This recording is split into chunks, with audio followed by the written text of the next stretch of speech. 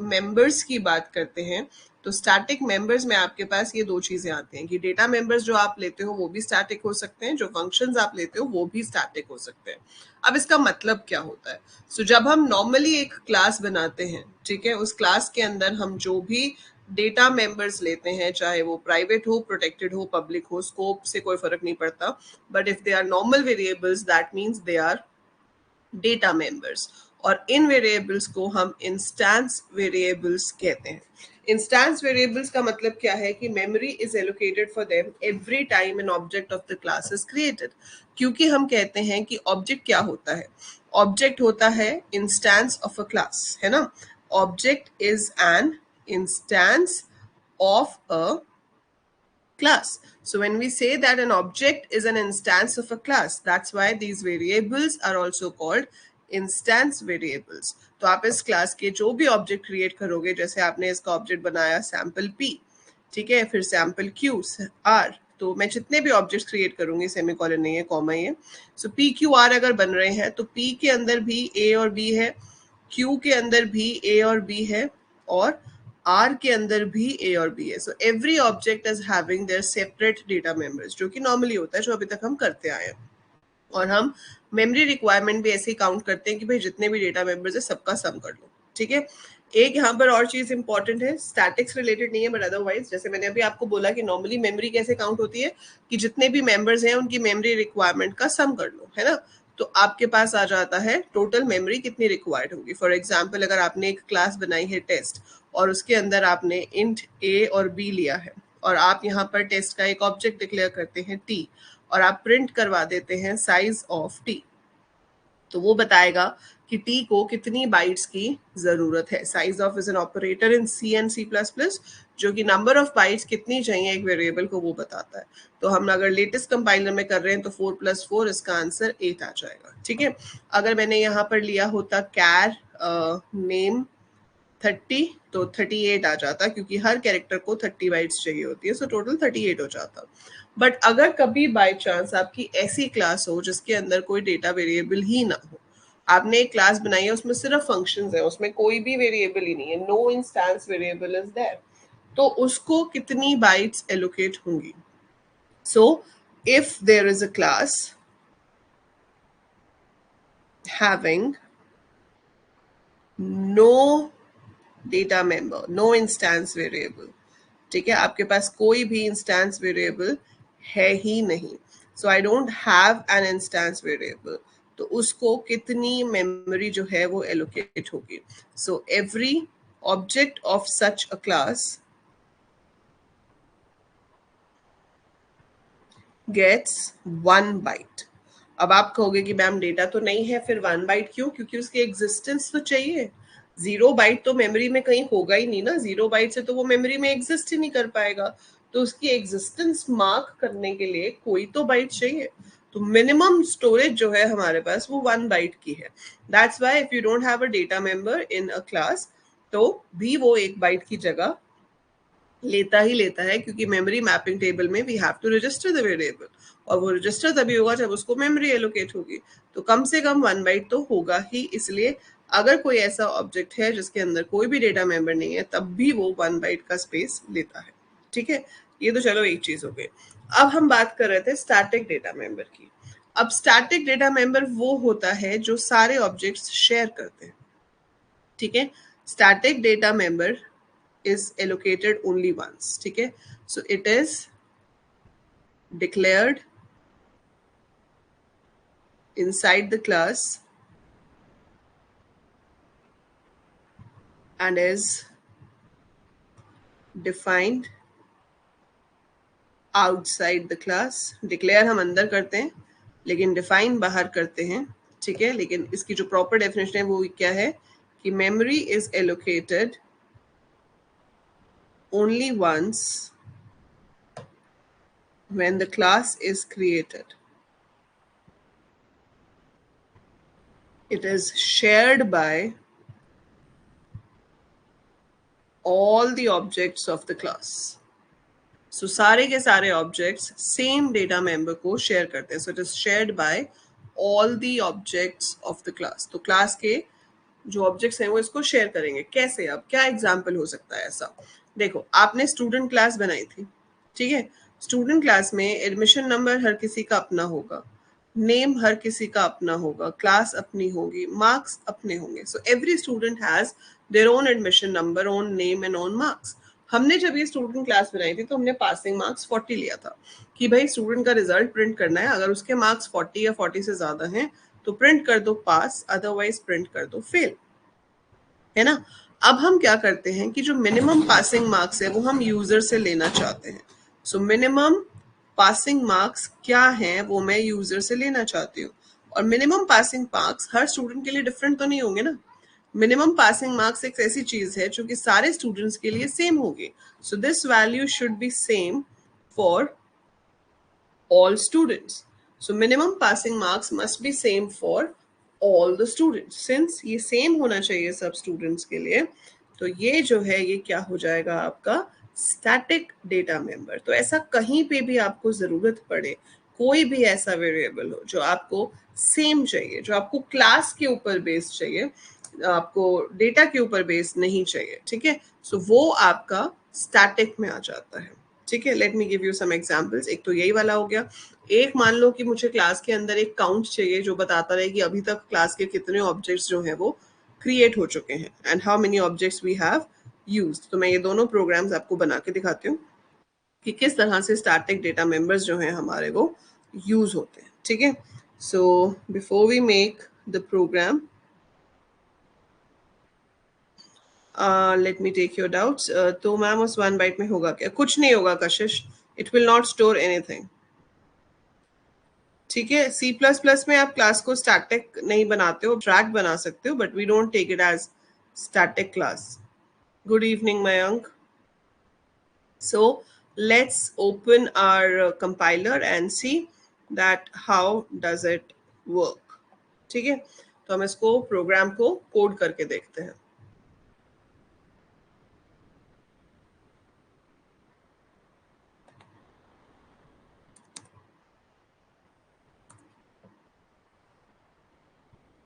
हाँ, minimum passing marks आप अपनी मर्जी से 33 सेट करना चाहते हो वो भी कर सकते हो, यूजर से इनपुट करना चाहते हो वो भी कर सकते हो, it's totally up to you, ठीक है। बट मेन चीज ये है कि वो सबके लिए सेम रहेगा, है ना। It will B same for all the objects. तो हम ये चाहते हैं कि जितने भी हों आपके पास सारे ऑब्जेक्ट्स के लिए वो सेम आए। So let's code for this. So हमने यहाँ पे शुरू कर दिया यूजिंग namespace std and सबसे पहले we have to make a class। तो यही बना लेते हैं स्टूडेंट वाली। सो क्लास स्टूडेंट प्राइवेट, इसके अंदर आप क्या लोगे? इंट एडमिशन नंबर और मार्क्स, देन कैर में मैंने ले लिया नेम और static int passing underscore marks ले लिया।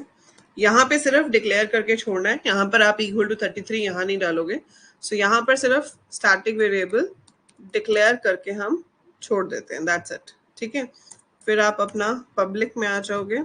पब्लिक में आपको जो भी फंक्शंस चाहिए आप ले सकते हो, लाइक आपने ले लिया वॉइड इनपुट, यहाँ पे यूजर से पूछ लिया कि enter admission number, name and marks, जो कि हम इनपुट करवा रहे हैं। एंड सिमिलर वे, नहीं, अगर आपने स्टैटिक कीवर्ड नहीं लिखा है तो वो आपका स्टैटिक की तरह काम नहीं करेगा। तो वो हर ऑब्जेक्ट के लिए अलग वेरिएबल बनेगा जिसमें 33 होगा, then it will be instance variable. जब तक हम नहीं लिखते हैं स्टैटिक तब तक उसको हर ऑब्जेक्ट के क्रिएट होने पर मेमोरी एलोकेट होगी।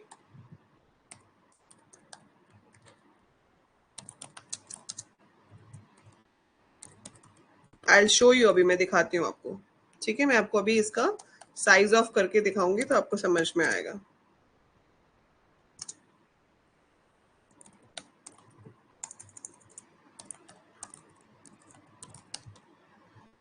जैसे मैंने ये बना दिया, ठीक है, ये क्लास बन गई।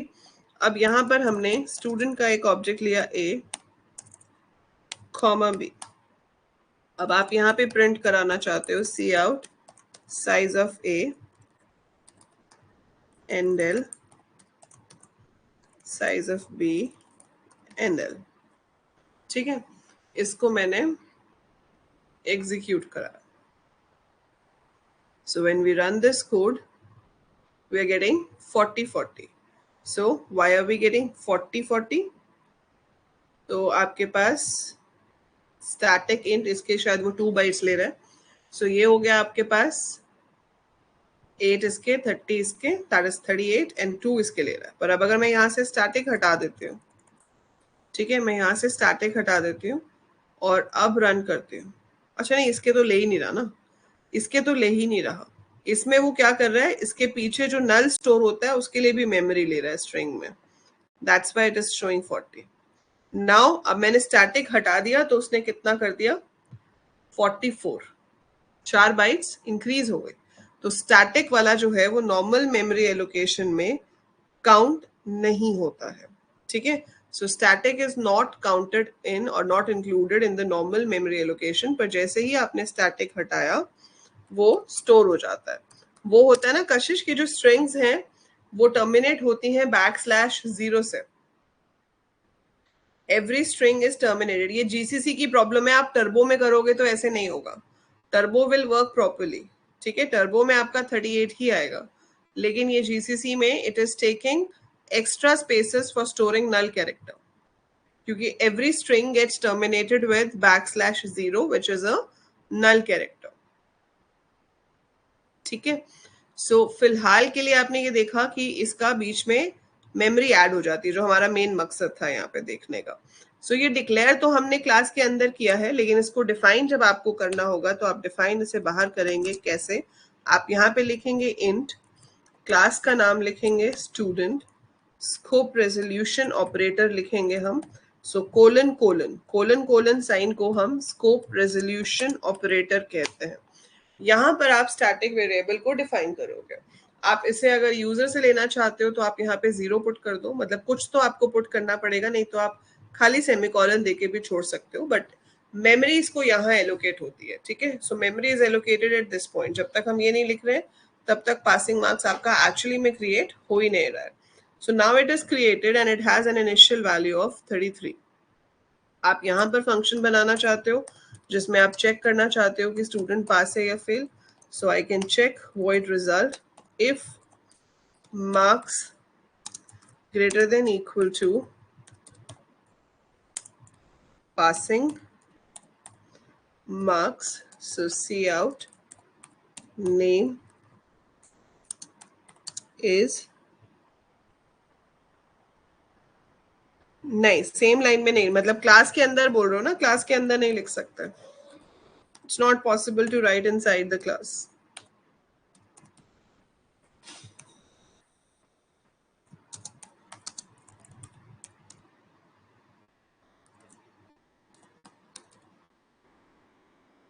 ठीक है, ये मैंने कर लिया।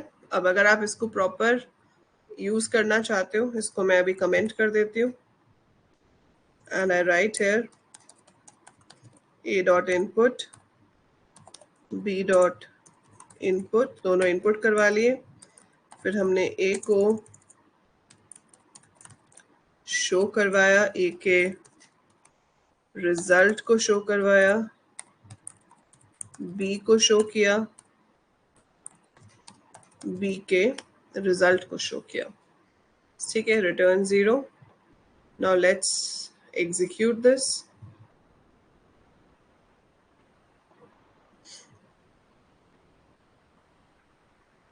उसने पूछा enter admission number, name and marks. So 56, Ankit 89। Second वाला हमारा इनपुट ही नहीं हुआ, पहले वाला इनपुट ही नहीं हुआ, कुछ भी इनपुट नहीं हुआ। So admission number is 0, name is this, marks is 0 is fail, admission number this, दोनों ही फेल है क्योंकि मार्क्स 0 है। फिर से एग्जीक्यूट करते हैं। सो यहाँ पर मैंने एडमिशन नंबर किया 89, नाम एंटर किया अर्जुन, मार्क्स एंटर किए 76। फिर से उसने एडमिशन नंबर पूछा विच इज 90, नेम है लेट्स से कनक और मार्क्स हैं 30। सो 89 जो है अर्जुन वो पास हो गया, एडमिशन नंबर 90 कनक जो है वो फेल हो गई क्योंकि उसके मार्क्स 30 हैं और हमारी कंडीशन जो थी वो 33 थी। हम इसको चेंज भी कर सकते थे यहाँ से, ठीक है। So that is basically a static variable which is going to be shared by all the objects, सारे ऑब्जेक्ट्स उसको शेयर करेंगे, ठीक है। सो ये तो हो गया एक example that how can we use static data member, ठीक है। अगर मैं आपको ये बोलूं अभी कि आपको एक प्रोग्राम बनाना है जिसके अंदर you should count that how many objects are created for a particular class. So एक क्लास के लिए अभी तक कितने ऑब्जेक्ट्स क्रिएट हो चुके हैं, if you have to count that, तो वो भी मैं क्या ले सकती हूँ, स्टैटिक ले सकती हूँ। इनिशियली वो 0 होगा, जैसे जैसे ऑब्जेक्ट्स क्रिएट होते जाएंगे वो आपका 1 से इंक्रीज होता जाएगा। सो मुझे पता कैसे चलेगा कि एक ऑब्जेक्ट क्रिएट हुआ है? Do I have any way to know? क्या कोई तरीका है मेरे पास ये पता लगाने का कि ऑब्जेक्ट क्रिएट हुआ है? Is there any way to do that? बताइए। Is there any way so that I can get to know कि एक ऑब्जेक्ट क्रिएट हुआ है? ये मैंने भेज दिया आपको, ठीक है। This code I have sent you. अब आप बताओ मुझे।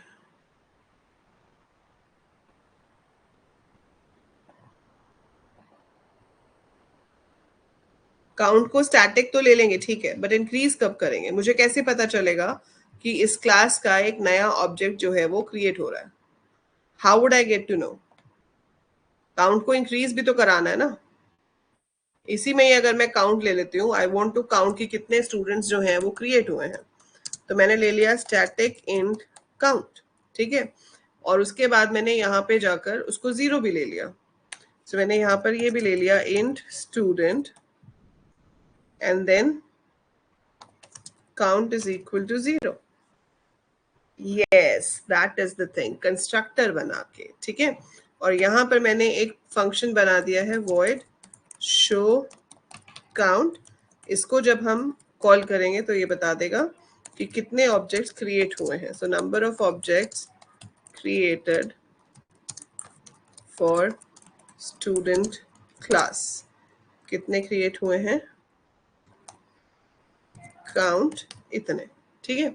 सो ये आपका शो होना चाहिए, नंबर ऑफ ऑब्जेक्ट्स इतने क्रिएट हुए हैं। लेकिन ये इंक्रीज कब होगा? बिल्कुल सही जवाब दिया आप लोगों ने, ये इंक्रीज होगा कंस्ट्रक्टर में।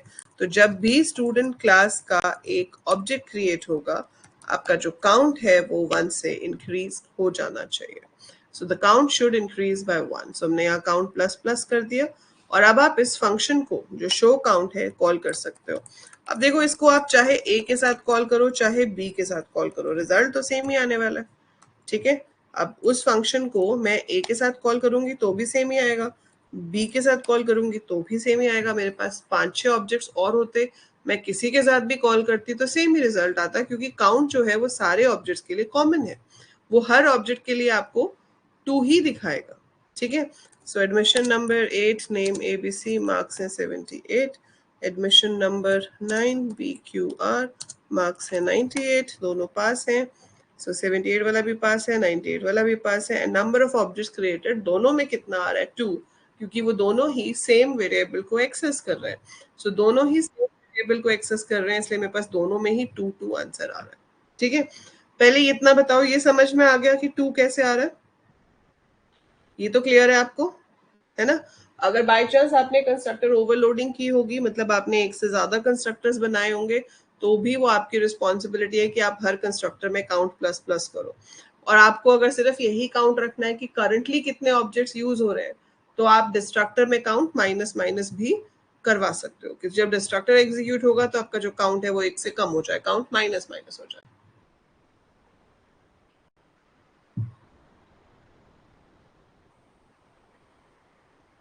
Got it? अब ये जो फंक्शन बनाया मैंने शो काउंट, मैं चाहूं तो मैं इस फंक्शन को भी स्टैटिक बना सकती हूँ। स्टैटिक बनाने से फायदा क्या होगा? स्टैटिक बनाने से बस ये फायदा होगा कि अब ये फंक्शन किसी ऑब्जेक्ट के ऊपर डिपेंडेंट नहीं रहेगा कॉल होने के लिए, क्योंकि हमारे पास ये रूल है कि क्लास के अंदर के जो फंक्शंस हैं वो बिना ऑब्जेक्ट के कॉल नहीं हो सकते. You have to call the function with some object. आपको ऑब्जेक्ट का नाम डॉट फंक्शन का नाम लिख के उसको कॉल करना पड़ता है ना. लेकिन स्टैटिक फंक्शंस ऐसे फंक्शंस हो जाते हैं जिन्हें हम कॉल कर सकते हैं बिना ऑब्जेक्ट का नाम यूज किए. So static functions can be called without using name of the object. तो आपको ऑब्जेक्ट का नाम यूज ही नहीं करना है, आप क्लास का नाम एंड स्कोप रेजोल्यूशन ऑपरेटर लगाकर डायरेक्टली उसको कॉल कर सकते हो.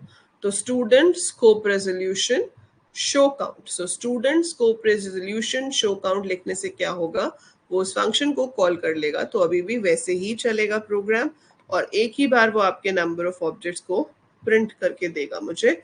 और इस बार मैंने जो कॉल किया है वो किससे किया है, अपना क्लास के नाम से. So number of objects created for student class is 2. ठीक है, so I have called it using name of the class. So student scope resolution show count, तो आप इस तरीके से कॉल कर रहे हो. ठीक है, so when we call like this it is going to execute the static function. So static functions can be called using name of the class. ये समझ में आ रहा है कि static function की जरूरत क्यों पड़ी या उससे क्या फायदा हो सकता है?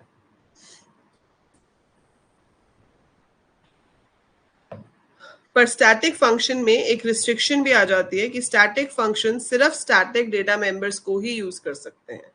ऐसा इसलिए क्योंकि यहाँ पर अब दिस पॉइंटर यूज ही नहीं हो रहा है ना, जब आप डॉट ही नहीं लगा रहे हो. हमने दिस पॉइंटर का कंसेप्ट क्या किया था कि जब ए डॉट इनपुट लगता है तो ए का एड्रेस दिस पॉइंटर में जाता है, जब बी डॉट इनपुट लगता है तो बी का एड्रेस दिस पॉइंटर में जाता है. अब जब इस फंक्शन को हम कॉल कर रहे हैं तो किसी के साथ भी डॉट नहीं लगा है. सिंस किसी के साथ भी डॉट नहीं है तो दिस पॉइंटर में कोई एड्रेस ही नहीं है. इसमें किसी ऑब्जेक्ट से फर्क ही नहीं पड़ेगा ना कशिश, क्योंकि स्टैटिक जो है फंक्शन वो सिर्फ स्टैटिक डेटा मेंबर्स को ही यूज कर सकता है, वो इंस्टेंस मेंबर्स को यूज ही नहीं कर सकता.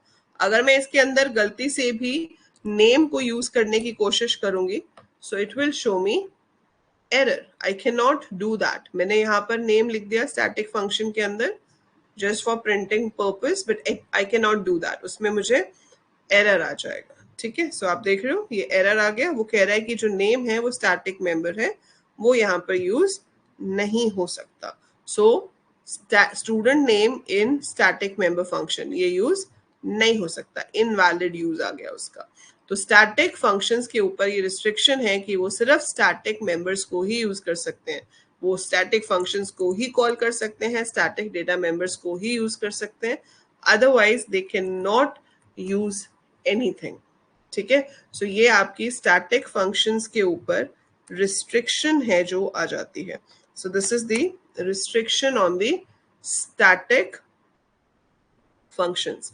तो ये तो स्टैटिक डेटा मेंबर हो गया आपका. ठीक है, और स्टैटिक फंक्शन को हम कैसे डिफाइन करते हैं कि what is a static function. So it is a function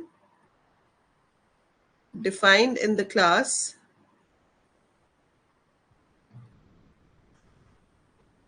which does not require an object to be called. It can be called using name of the class and scope resolution operator. So it can be called using name of the class and scope resolution operator. इसके ऊपर एक restriction है that static functions can only use static members of the class.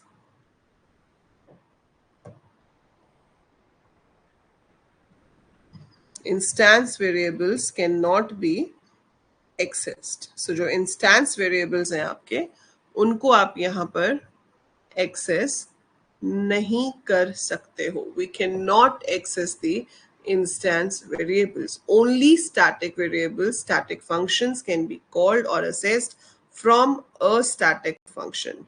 Nothing else, right? So ये चीज का आपको ध्यान रखना पड़ेगा. ये restriction है हमारे पास जो स्टैटिक फंक्शंस के केस में आ जाती है, और वो इसलिए आती है क्योंकि स्टैटिक फंक्शन जब कॉल होता है तो वो क्लास के नाम के साथ कॉल होता है, और उसमें दिस पॉइंटर में कोई भी एड्रेस नहीं जाता. ठीक है, and this pointer is your inbuilt pointer which holds the address of the current object, जिसके लिए आपका ऑब्जेक्ट एग्जीक्यूट हो रहा है, जिसके लिए प्रोसेसिंग हो रही है, ताकि उसको पता चले कि किस मेमोरी से डेटा को यूज करना है. अब वो मेमोरी का एड्रेस ही हमारे पास नहीं है, तो हम इंस्टेंस वेरिएबल्स को एक्सेस नहीं कर सकते. Hello Lucky, is it clear about static data members to every one of you? कोई डाउट है इसमें? Anything you want me to explain again?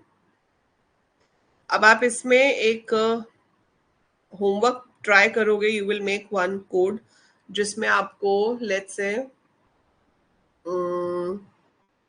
क्या बनाओगे. एक तो इसमें एक स्टैटिक फंक्शन बनाना जिसमें पासिंग मार्क्स यूजर से इनपुट करवाना. So make a static function. So take 4-5 students जिनका डेटा आप यूजर से इनपुट करवाओगे. एरे ऑफ स्टूडेंट्स भी आप ले सकते हो, and you have to call that static function to ask that what should be the minimum passing marks. So minimum passing marks कितने हैं वो जानने के लिए आपको एक static function बनाना है इसके अंदर. ठीक है,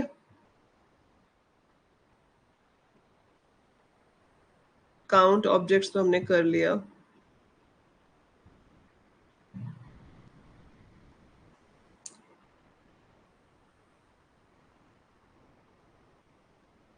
अब ऐसे एक और छोटा सा टॉपिक है इनलाइन एंड आउटलाइन फंक्शंस. बस एक बार मुझे चार्ट में कंफर्म कर दो कि इसमें कोई डाउट नहीं है. Then I will tell you about inline and outline functions.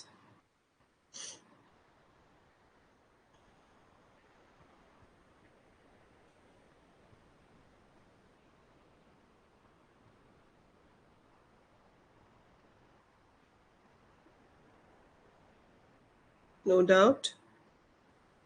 Rest of you? Mayank, Hitesh?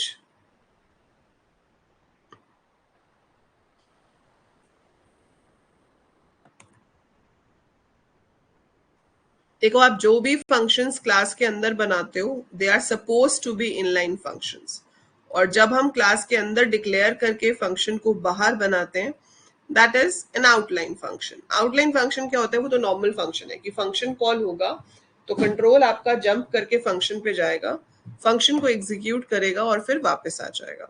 But what are inline functions? Inline functions होते क्या है? इनलाइन फंक्शंस बेसिकली क्या होते हैं कि वो आपका they are not meant for jump statement. वो जंप स्टेटमेंट में कन्वर्ट नहीं होते. रादर इनलाइन फंक्शन का जो कोड है कंपाइलेशन के टाइम पे उस जगह पर पेस्ट हो जाता है जहां पे वो कॉल हुआ होता है. उससे क्या होता है कि एग्जीक्यूशन के टाइम पे जंपिंग की जरूरत नहीं पड़ती. सो हम ये कह सकते हैं कि code of inline function is pasted at the place of function call during compilation of the program. So जब आपका प्रोग्राम कंपाइल होता है तो उस फंक्शन का कोड जो है वो पेस्ट हो जाता है उस जगह पर जहां पर आपका फंक्शन कॉल हो रहा है. उससे क्या होता है कि जो जंपिंग का टाइम वेस्ट होता है वो सेव हो जाता है. बस आपके बाइनरी कोड की जो लेंथ है वो थोड़ी बढ़ जाती है. ठीक है, तो जो आपका एग्जीक्यूटेबल कोड है उसकी लेंथ थोड़ी बढ़ जाती है, but otherwise it saves a lot of time in jumping. It's usually used for small functions. ठीक है, usually small functions are treated as inline. और उसके दो तरीके होते हैं किसी भी फंक्शन को इनलाइन मार्क करने के लिए. एक होता है कि फंक्शन को क्लास के अंदर बना दो. ठीक है, पहला तरीका क्या है? Define the function inside the class. तो अगर आप फंक्शन को क्लास के अंदर ही बना रहे हो तो आप कंपाइलर को एक तरह से बता रहे हो कि इसको इनलाइन बना दो, define the function inside the class. ठीक है। दूसरा तरीका है यूज द इनलाइन कीवर्ड। तो आप जब फंक्शन डिफाइन करते हो तो वहां पर आप ऐसे लिख सकते हो void inline देन फंक्शन का नाम। तो आप वहां इनलाइन कीवर्ड लिख के भी बता सकते हो कि मुझे ये फंक्शन इनलाइन बनाना है। बट यहाँ पर सबसे बड़ा ट्विस्ट क्या है कि इनलाइन फंक्शन बनाना आपके हाथ में नहीं है, आप सिर्फ कंपाइलर को रिक्वेस्ट कर सकते हो। सो इनलाइन कीवर्ड के थ्रू करो या क्लास के अंदर फंक्शन बनाओ, you are just requesting the compiler to make it inline. क्योंकि अगर आपके फंक्शन के अंदर इफ एल्स है, नेस्टेड या लूप्स हैं, तो वो इनलाइन नहीं बनेगा। सिर्फ जो छोटे छोटे सिंपल फंक्शंस होते हैं उन्हीं को ही कंपाइलर इनलाइन बनाता है। ठीक है। अगर हम टर्बो में काम कर रहे होते हैं तो नीचे वार्निंग्स आ जाती है कि this function can not be expanded as inline. तो वो फंक्शन को इनलाइन एक्सपैंड नहीं कर सकता, तो कंपाइलर पहले ही बता देता है कि भाई आपका फंक्शन जो है वो बड़ा है, इसको हम इनलाइन नहीं बना सकते। सो छोटे छोटे फंक्शंस ही इनलाइन बनाए जा सकते हैं। सो ये एज अ प्रोग्रामर मेरे हाथ में नहीं है कि मेरा फंक्शन इनलाइन बनेगा या नहीं बनेगा, बट हाँ मुझे पता है कि अगर छोटा फंक्शन है मैं इनलाइन की रिक्वेस्ट दूंगी तो वो इनलाइन बना देगा, और अगर उसमें कॉम्प्लेक्स स्टेटमेंट्स हैं तो वो उसे इनलाइन नहीं बनाएगा आपके रिक्वेस्ट देने के बाद भी। Right. So that is what is inline function. ये मतलब है इनलाइन फंक्शन का कि इनलाइन फंक्शन होता क्या है। जैसे ये इनपुट है तो ये इनलाइन फंक्शन है क्योंकि इसमें दो ही लाइंस है, रीड और राइट वाली। तो जहां जहां पे आपका इनपुट कॉल हो रहा है, जैसे यहाँ पे कॉल हुआ तो इसकी जगह पर इनपुट का कोड पेस्ट हो जाएगा, किसमें, बाइनरी में, हमें नहीं दिखेगा। ऐसे ही जब बी डॉट इनपुट होगा तो उसमें इनपुट का कोड पेस्ट हो जाएगा, अगेन बाइनरी वाला, हमें नहीं दिखेगा। ठीक है। सो यहाँ पर कोड पेस्ट हो जाते हैं। अगर आप चाहते हो कि नहीं मुझे इसको इनलाइन नहीं बनाना है, ठीक है, मुझे इसको इनलाइन नहीं बनाना है, तो आप क्या करोगे, आप सिर्फ यहाँ पर ऐसे डिक्लेयर करके छोड़ दोगे। सो void input semicolon, you just declare it and leave it। ये यहाँ पे डिफाइन नहीं होगा, इसको आप यहाँ से हटा लो। ठीक है। ये तो मैंने आपको बताया था पहले भी कि कैसे कर सकते हैं। अब ये आपकी मर्जी है, आप मेन के ऊपर भी बना सकते हो या बिल्कुल मेन खत्म होने के बाद भी बना सकते हो। और यहाँ पर कैसे बनाओगे, आपको लिखना पड़ेगा void क्लास का नाम, स्कोप रेजोल्यूशन साइन, फंक्शन का नाम, and then write down the statements. So अभी रिजल्ट तो सेम ही आएगा, बस हमने फंक्शन को बाहर बना दिया। सो जब अब हम इस तरह से कर देते हैं so this will become your, extra bracket रह गई है कहीं पे ये वाली। ठीक है। सो आपके पास आउटपुट तो अभी भी सेम ही आएगा, बस फर्क इतना हो गया कि हमने उस फंक्शन को बाहर बना दिया। उससे क्या हुआ, अब जब वो कंपाइल मतलब जब वो एग्जीक्यूट कर रहा है आपका, ठीक है, उस टाइम पे उसकी कोड जो है वो पेस्ट नहीं हो रहा है अब। ठीक है।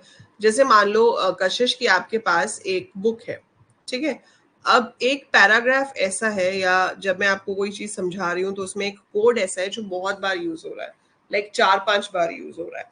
सो मेरे पास एक ऑप्शन है कि मैं जब वो नोट्स लिख रही हूँ तो मैं वही सेम कोड 4-5 बार लिख दूं वहां पर, है ना। वन ऑप्शन इज दैट कि वो रिपीटेड कोड मैं अलग अलग पेज पे दोबारा से लिख रही हूँ।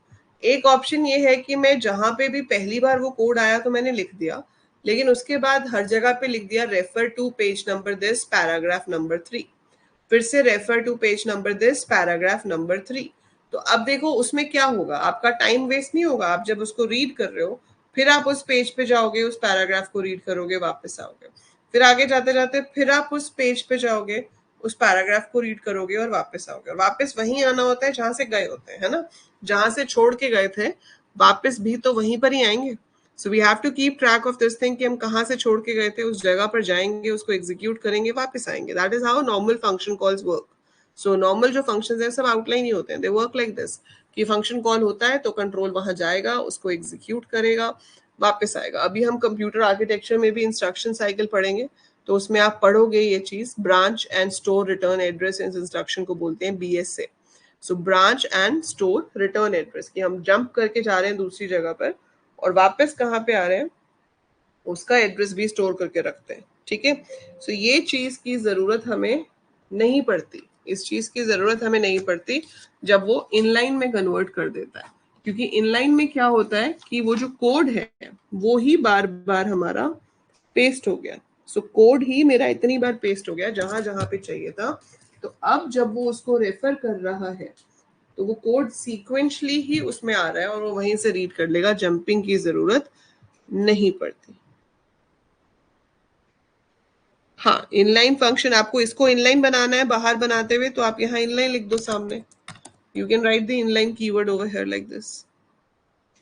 ठीक है, या किसी भी फंक्शन को जो क्लास में नहीं भी है, नॉर्मल फंक्शन भी है, उसको भी आप इनलाइन बनाना चाहते हो तो आप बना सकते हो with the help of inline keyword.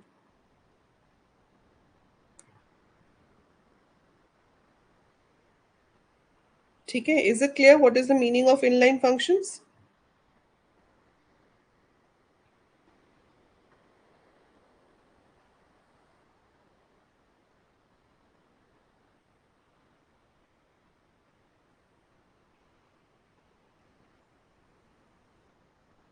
नहीं, आउटलाइन तो था, पर मैंने जब इनलाइन कीवर्ड लिख दिया फिर आउटलाइन नहीं रहा ना। आपने डिफाइन बाहर जरूर किया बट आपने उसके आगे इनलाइन कीवर्ड लिख दिया, मतलब आपने वो कैंसिल कर दिया इफेक्ट।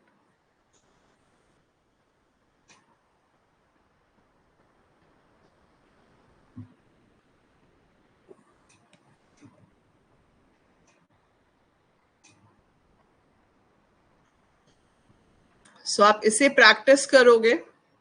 ठीक है, so practice this much and in the next class we will be doing C plus plus में friend function and friend classes क्या होती हैं।